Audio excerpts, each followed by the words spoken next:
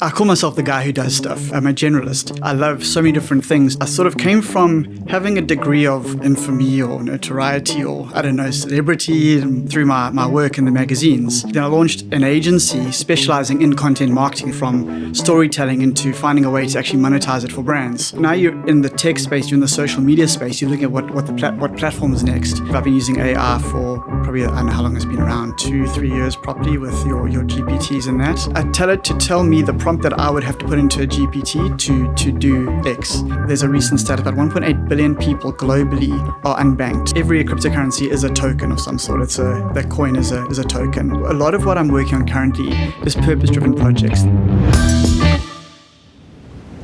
Hey everybody, welcome to the next episode of the Thoughtonomy Podcast, where we like you to think for yourself in a world that wants to do it for you. I'm super excited to have Barry Tuck with me today. I've known Barry for many years. But as always, firstly, thank you for being with us. Thanks for having me. It's taken a couple of times to get you here. Yeah. You've been a busy man. You always are a busy man. But tell us, who's Barry Tuck? Let everyone know. Yes, the question.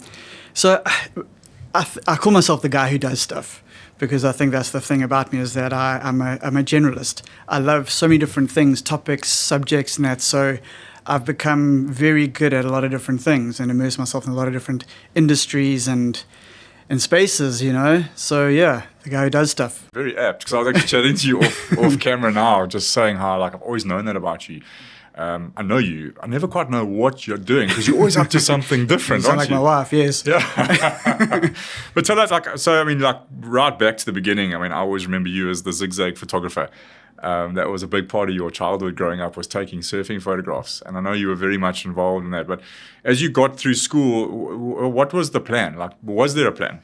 I think that's exactly it. There was no plan. And, I finished school. I was 17 at the time, as I think you probably were as well. So you're a kid still. Young. Yeah, no idea what you want to do. So I went to university and started studying a degree, because, what were you going to do? And that's where photography kind of became my thing. I loved it. I spent so much time at the beach, shooting, surfing, doing the things that I love. And paid my way through university with that, and came out the other end with a degree in psychology. It was like, well, this photojournalism thing is actually quite fun. So I started chasing that with, again, no plan of where that would lead. Yeah. And from there, just story kind of. Well, for people who don't know Barry and are just kind of listening at the beginning, going, "Where's this talk going to go?" So I always like to chat GPT my guests, just to give you an idea. So Barry is a South African entrepreneur and keynote speaker whose work spans marketing, media, technology, and lately blockchain and fintech. And we're going to get into that discussion a little bit later, because I find it fascinating. And I know a lot of people out there don't really know a lot about crypto, blockchain. You've spoken to me about tokenization of assets. Yeah. I want to get to that, because that fascinates me. So that's kind of where the conversation is going. But you're a creative guy. Mm-hmm. That's the essence of it. So everything you've ever gotten into, there's been creative with your marketing and your media. And at one stage, you were quite the man on Twitter, weren't you? You built quite a following. Talk us through that a little bit. Twitter was fun, and I think it kind of this is in the early days when no one was really on Before Twitter. It was a bit of a cesspool, but it was a really innocent, fun space, sort of when it first emerged, and it was a weird journey from journalism or photojournalism and telling stories into marketing, which then led into social media and content creation, and I think it's sort of like, it's relevant to why I kind of built a following on Twitter. Is I sort of came from having a degree of infamy or notoriety or, I don't know, celebrity in a small kind of way through my work in the magazines.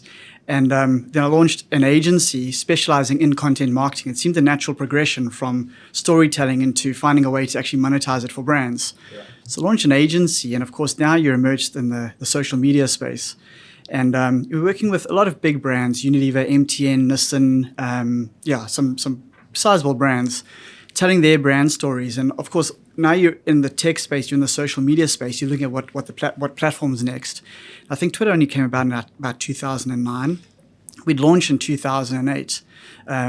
So as Twitter evolved, I began playing with it. Like, how can we use this as a new platform? At the time, everyone was focused on Facebook. So I began playing around with Twitter. And I think coming in from having a lot of celebrity friends, musicians, surfers, athletes, and that. From my photography day, I started picking up a lot of them as followers.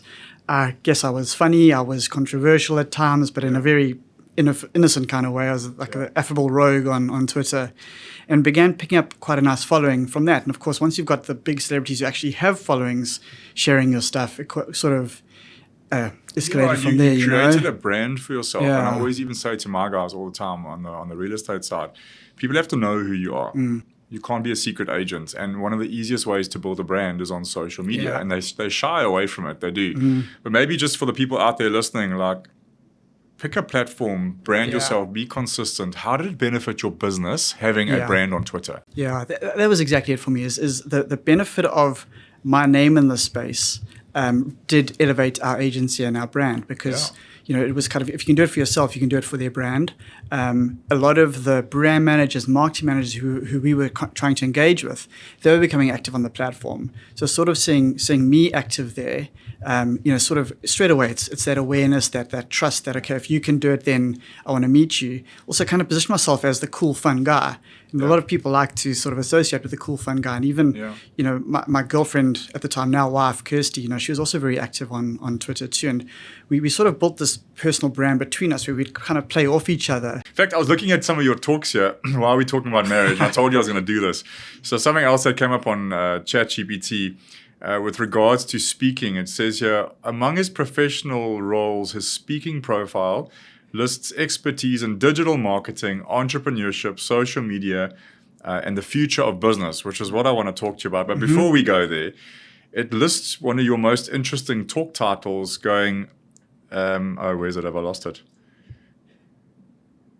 Talk. Why I joined Tinder 3 weeks after I got married. I know it's a catchy title for a talk, but give us, what's the premise behind that? Well, first of all, it's true. I did. Yeah. And the reason was, for me, marketing is always about finding the best way to reach your core market, directly and most cost effectively. And at the time, I was heading up my second agency at the time, and we'd been approached by a new condom brand coming into South Africa called Skin, and they had a whole premise around like the softest latex and all these things, And they were like, we need to launch into South Africa, so like, how do we do it?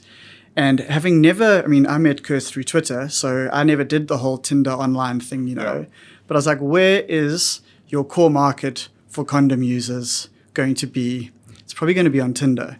So for me to sort of understand how to utilize that platform to amplify this brand, I needed to get onto it. So signed up onto Tinder, put my profile up there.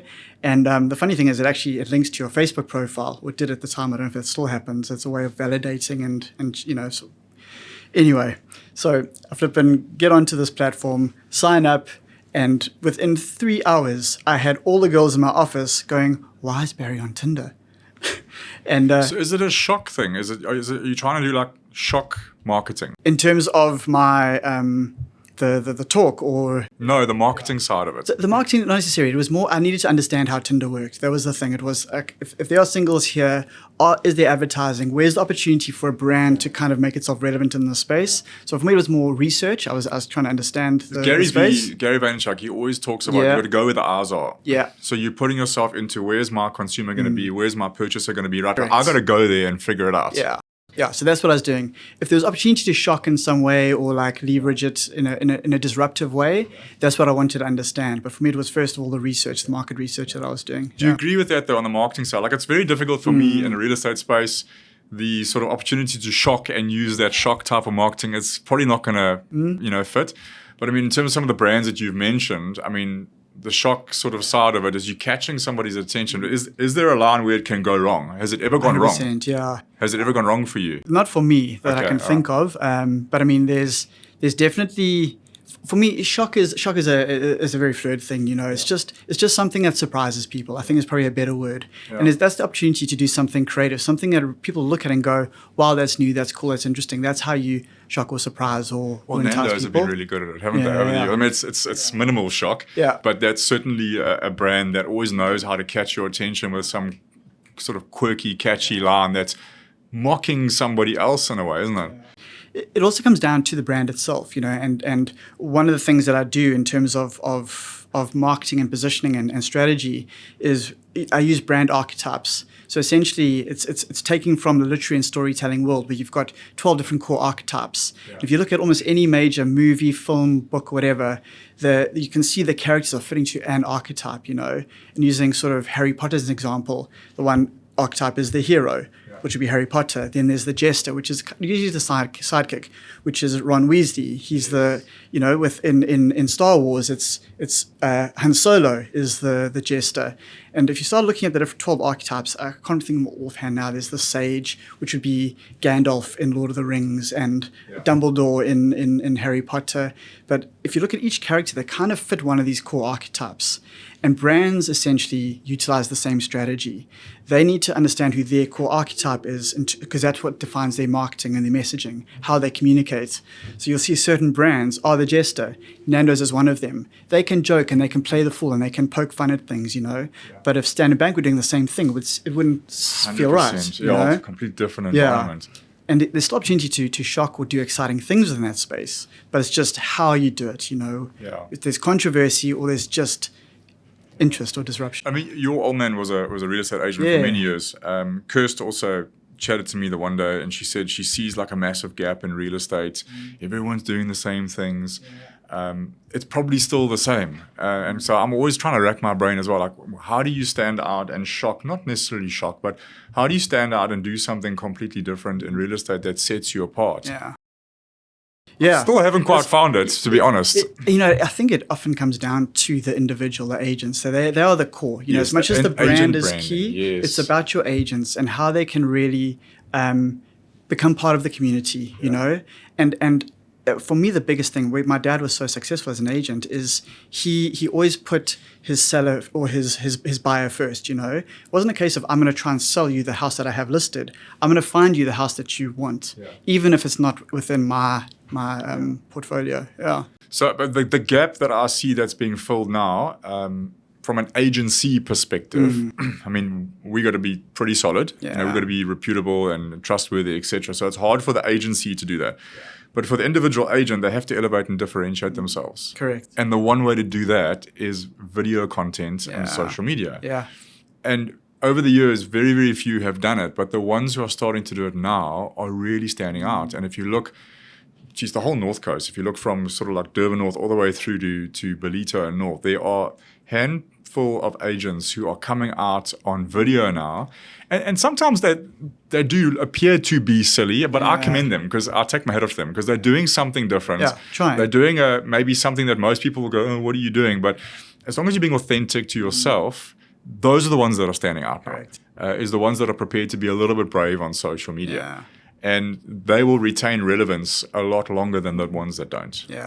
But now we're shifting to AI. So now the talk in real estate and around the world is AI is not going to change real estate, but AI agents who are using AI will replace the ones that don't into the future. How much have you dived into this AI space in terms of the marketing side? So from a marketing perspective, I've been using AI for probably, I don't know how long it's been around, 2-3 years properly, with your GPTs and that.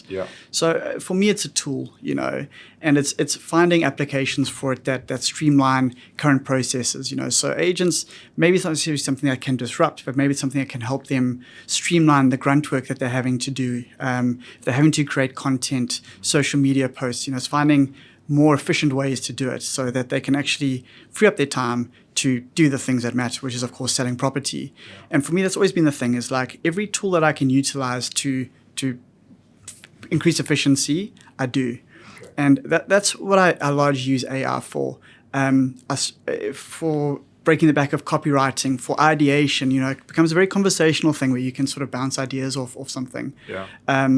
And often very good ideas come out of it. They still need to get polished, still need to get refined, but that's the main use for it. The thing with me with AI is it's been such an explosion. Like, we're only really starting to get into it now. And I think for 2026, I've that's one of my things for this business is how do we use AI? And I'm starting to investigate, but it's very much ChatGPT at the moment. I've got Perplexity, I've got downloaded the browser and all that. But what are your kind of go-to things? Because if you're in this space, because it has been such an explosion, you can't go to sleep on this because there's something new every 5 minutes. You know, that's the biggest challenge with it. Is it's keeping up. As soon as I have used one platform, like I've used Runway, Jasper, I'm trying to think of all of them. And as soon as you're into one, the next big thing comes out, and then it's Nano Banana, and then it's like trying to keep up with it. I've never heard of these things, Barry. Sora, like there's so many of these things out there, and the new one's always better than the one that you are using. Like a week ago. Where does someone out there who's listening go and find all these things? Like, are you asking ChatGPT,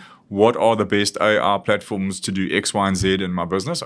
How do you find them? It's largely through the network that I'm involved in, and like other sort of marketers, tech people and that. There's always people popping up with new things. I get a lot of stuff in my Instagram feed, largely because I engage with it. So I see a lot there. So you've immersed yourself into it and you're in that world. Yeah. But unfortunately, that also becomes very overwhelming because every day you're getting the next big thing thrown at you and you just jump from one platform to the next, which is... It's a challenge, like as much as I'm immersed in tech, I'm not by no means a technical person. So having to relearn stuff, it's a bit frustrating. Well, this is our constant challenge. And I always say to the agents, like, you're going to become irrelevant if you stop learning. Unfortunately, that's what happens. You're only relevant for a certain period of time. And then eventually other people are keeping up with technology and they become more irrelevant and you lose your relevance. You become a fading winner on that business cycle. But at the end of the day, as human beings, we have to be constantly learning and evolving. Otherwise, we're just going to fall behind. And this is the thing now is AI. And if we can embrace it, it makes our lives easier in business. But it's far easier for my kids who are 15 and 17 to keep up with this stuff than it is for me constantly learning. And I'm finding that now. But it's a necessity. We have to do it.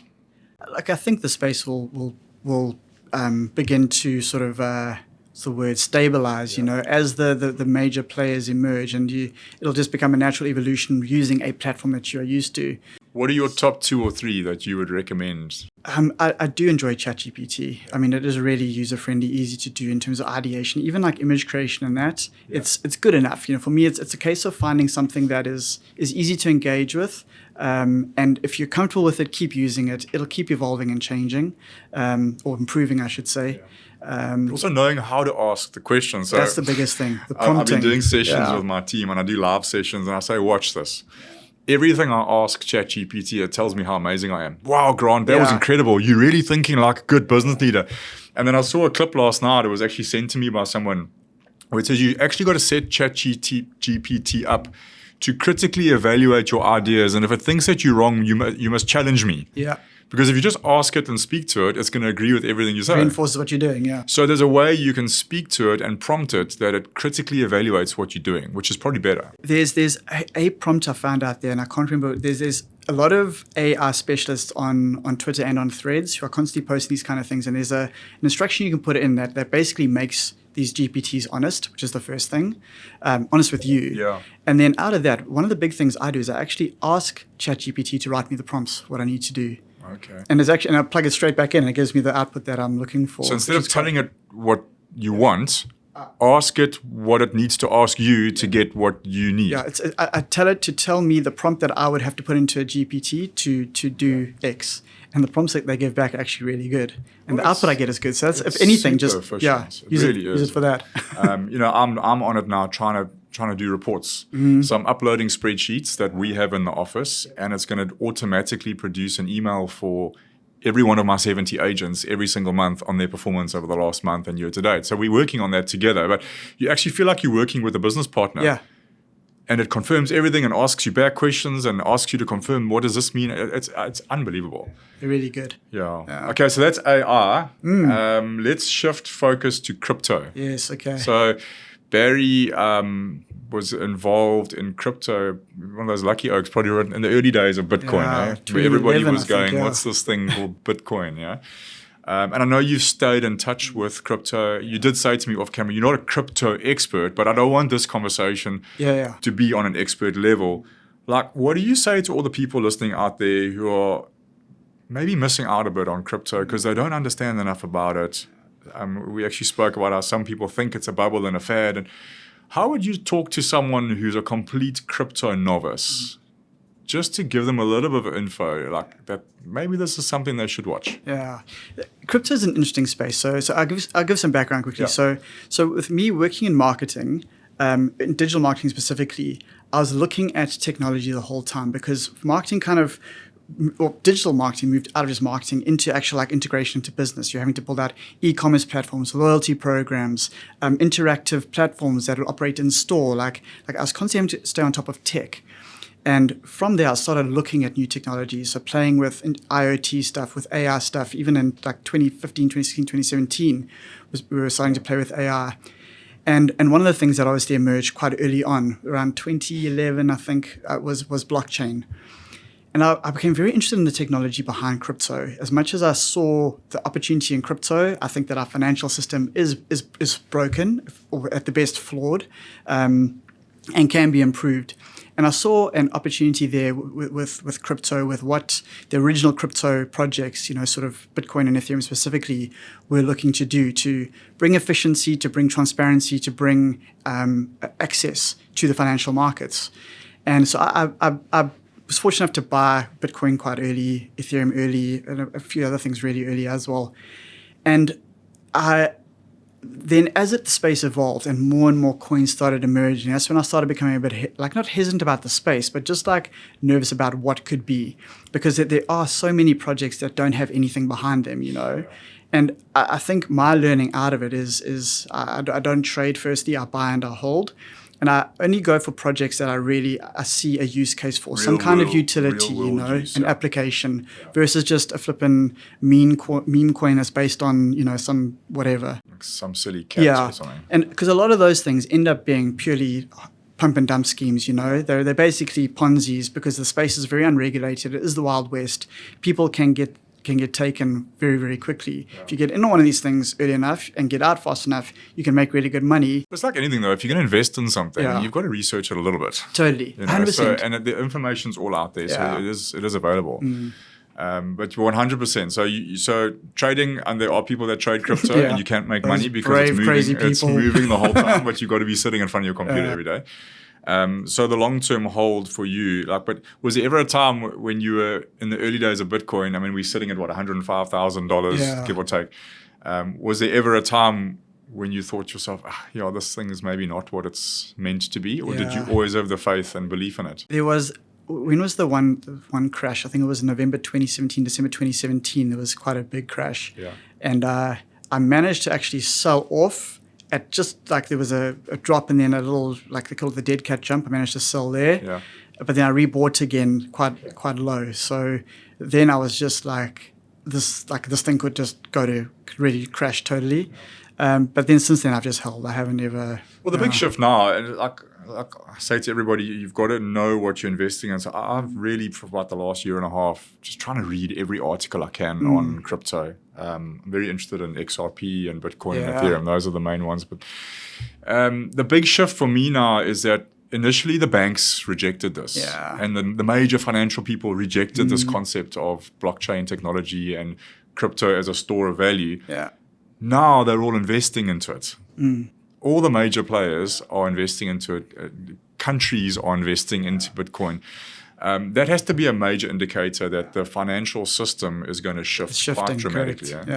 Yeah, I think so. And again, I'm not an economist or a financial expert, but what I do see, and it's why I've built a lot of projects within this space, is one is I see the application of blockchain technology in terms of bringing efficiency, as I mentioned. Yeah. One is with the space of real-world asset tokenization. And others in payments, facilitating and streamlining, especially cross-border payments using stablecoins. Yeah. I see a huge opportunity there. I built out a platform with partners last year, specifically working on that. And I've worked on various... Which blockchain technology were you using on your payment system? So essentially we didn't build out a blockchain as such. We just utilized the rails that they provided. So what we built was a technology that would immediately convert any crypto into a local fiat currency and enable the deposit. So the one use case was for the sale, or for for crypto payments. So as a merchant, if you're looking to sell some kind of good, you could accept crypto. We would immediately convert your crypto into fiat and deposit into their bank accounts. Our primary use cases were high value items like jets, properties, yachts, private yacht charters, and purchases. Yeah. So, but again, it can get utilized across payment service providers, any kind of platform like that.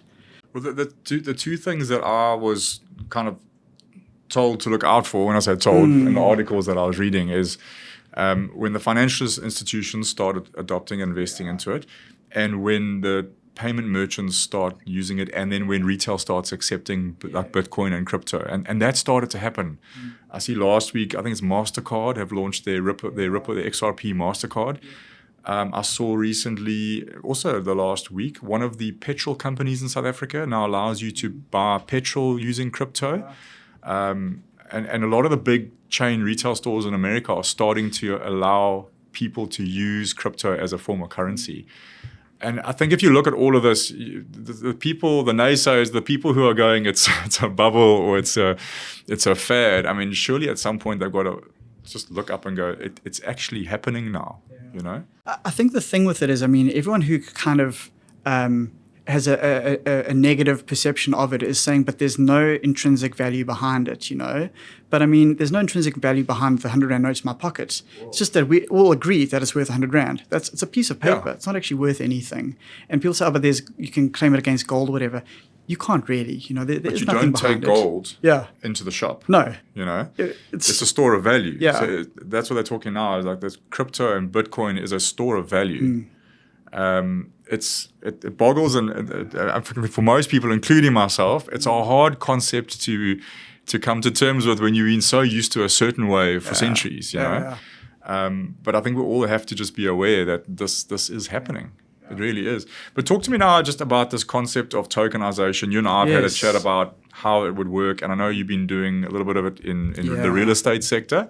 So again, just on a very basic level, like if people out there are hearing the word tokenization of assets, what exactly does it mean, and how does it impact them, and how do they use it?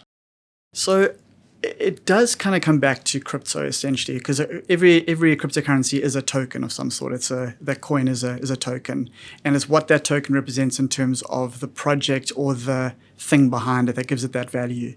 So essentially, tokenization of a real world asset is essentially giving, it's taking an asset of some sort. Let's say a property. I'll use property as an example. Okay. Fractional investment isn't a new thing in property. You know, people have sort of pulled money together to buy investment properties for decades, if not longer. What this enables is you can take a property, let's say it's a 100 million Rand factory here in Durban or whatever. Okay. We can tokenize that into 100 million shares, tokens, each worth 1 Rand, which now enables broad-based investment of people who can only put a Rand in, or 10 Rand in, or 1,000 Rand in. You can suddenly start building a property portfolio with lower entry and it's just more accessible. Okay. So the tokenization of real world assets is essentially enabling a broader market of people to invest. It enables better transparency of ownership. It enables people to trade more easily and invest more easily. People are tokenizing big funds. You know, like you look at big private equity and hedge funds, and that. It was also like only people with a certain amount of money could start putting the money in there to get some kind of return. Yeah. Tokenization of funds will enable that broader access. And the main reason for it is one, I think it's just the right thing to do in terms of enabling a broader base of people to begin investing. But I mean, the big thing too is it's actually a major financial opportunity. I think there's a recent stat about 1.8 billion people globally are unbanked. They're excluded from the formal financial sector for various reasons. And that access is the biggest thing in terms of, one, I think creating a more equitable planet and financial system. But two, it's a massive opportunity financially for whoever can get it right. And it's no longer a store of value where you can move money without being detected, because I think SARS and all the tax institutions around the world are very clued up now with regard. It's not a place where criminals go to hide money. It's exactly. I think if you wanted to buy a cryptocurrency token, a coin or whatever, you are buying into just the agreement that everyone else has of what that cryptocurrency is worth. Whereas a real world token, it's backed by an actual asset behind it, whether it's a property or a fund or a film production, a music track, a sports team, a racehorse. Like, you can tokenize pretty much any kind of an asset, illiquid asset, and make it tradable. Question I put through my mind a few times: if you owned a property and your property is worth 3 million rand, and somebody came to you and said, "I want to pay for this property with 1.5 bitcoins," or I think it's about 2 million rand a bitcoin, give or take. Would you accept Bitcoin payment for your property, knowing that in 6 months' time it could be the Bitcoin could have dropped? Well, it could be worth more, it could be worth less. 100%. So it's not as certain. Yeah. But also, you could just straight away convert that Bitcoin into fiat, and that's essentially what a platform like the one we built in last year does. So it's just the exchange of the money. Yeah. Okay. Yeah. Correct. All right. No, it's fascinating, and I hope the people who are listening out there have got a little bit of insight to it. If you're not a financial advisor, I'm not a financial advisor. Please do not take advice from me. Yeah. Even the financial advisors on Instagram with their reels, they go, "This is not financial advice." If you had a kid who wanted to, would you now advise someone you know and love to put a little bit into crypto? Yeah, I would. So it's, for me, I've always said to anybody who does want to get into crypto, like, put money in that you're willing to lose. Don't bet your house on it, because it is still volatile. It is still the unknown. It's not highly regulated, so all you need is regulators to start, slamming it down. I don't think they will, because as you said, the institutions seem to be shifting in that way. The regulators generally follow and try and accommodate it. So I think that the risk is substantially lower now in terms of it just collapsing into nothing. But always put in only what you're willing to lose, and hold. And project. 100%. And look at it in 5 years' time. Yeah. I get sucked into the thing of logging into my Luna account every day to see what's happening.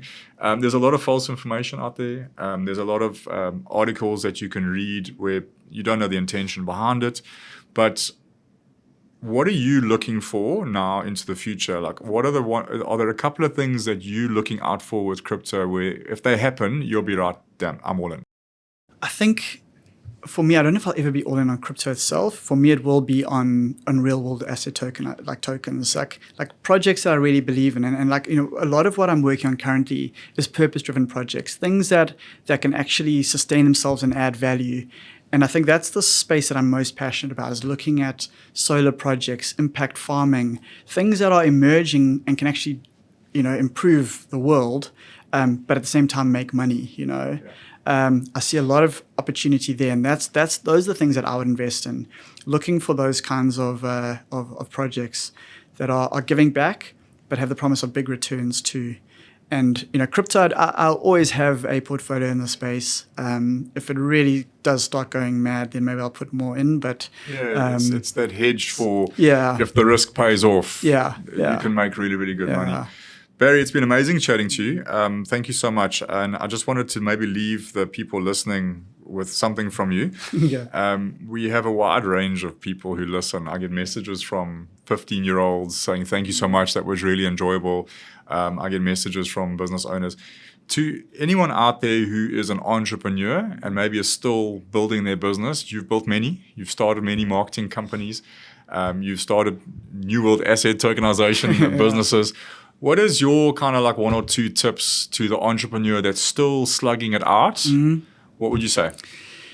I'd say the first is be resilient. You're going to meet all kinds of obstacles along the way, and just trust the process and stay the course is the first thing.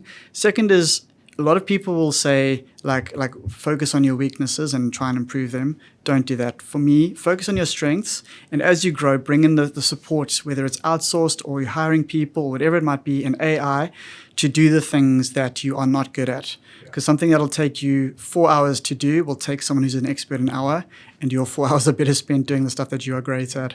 And entrepreneurs are not good with delegation. No. It's what I learned early on. I can't tell the story quickly. It was one of the key moments for me in my entrepreneurial journey was in our first agency. I was so pedantic about control. Coming from self-employed into now running a business, I had to know exactly what everybody's working on. I didn't micromanage, but I had to know that I was involved and had my hand in everything to make sure that it was going in the right direction. And we'd picked up NutriDay as a client, a part of Danone and Clover. And I'd briefed in from Joburg to the team on this is the brief, this is what we need to do, And I flew back in the next day, walked into the office, and there was a crew of people sitting, having a meeting. I was like, hey, what you guys work on? They were like, we work on NutriDay after your brief. And I was like, and I suddenly realized I didn't have to be there. They'd been trained well enough. They understood the space. They knew the brand. They knew how to do their jobs.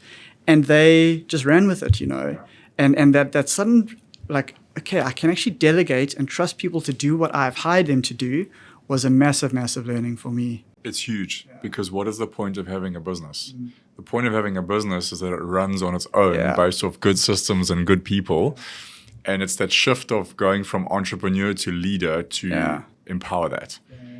And when you get it, it changes everything. And if you don't get it, you're going to be stuck in a job. Correct. A business that's your job, And you touched on something very important there. I think that I very quickly realized I was very good at putting in systems and processes. I felt I needed to insert myself into them until I realized that I've built this stuff for a reason. And the people are following it, and the output is indicative of that. Yeah. Oh, that's great advice and a great way to end. Thank you so much. This is for you. Your awesome. Thoughtonomy gift. Will you sign it for me? I don't know. I will sign it for you. Oh, do you read though? I do. So many people I give the go, I don't read. I listen to the audiobook.